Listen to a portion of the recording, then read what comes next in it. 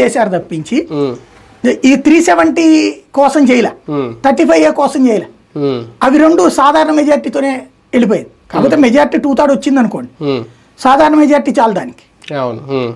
అక్కడ ఎట్లయితే ఉందో ఇప్పుడు దీంట్లో కూడా సాధారణ మెజార్టీని అని చెప్తున్నారు. నేను చిదంబరం రాజ్యాంగ సవరణ అవసరం లేకపోతే పార్లమెంట్ లో 2/3 సభ్యుల ఆమోదం అవసరం లేకుండానే చేసేయచ్చు, అంతే కదా.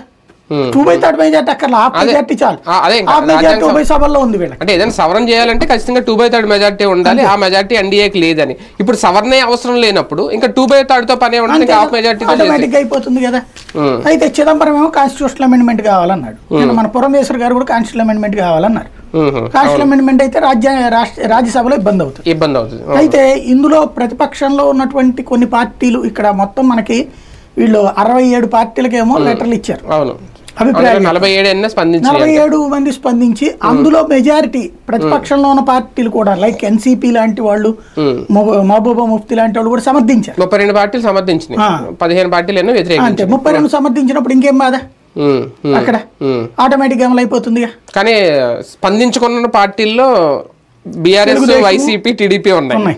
వైసీపీ వాస్తవంగా జగన్ క్రిందటిసారి సమర్థించాడు, పార్టీ లెటర్ ఇవ్వలేదు అనుకుంటా గానీ వీళ్ళకి, బట్ జగన్ సమర్థించాడు ఇంత ముందు. ఒకసారి గుర్తుకు తెచ్చుకుంటే అప్పుడు జమిలి ఎన్నికలు అన్నప్పుడు మోడీ గారు చెప్తున్న జమిలి ఎన్నికలు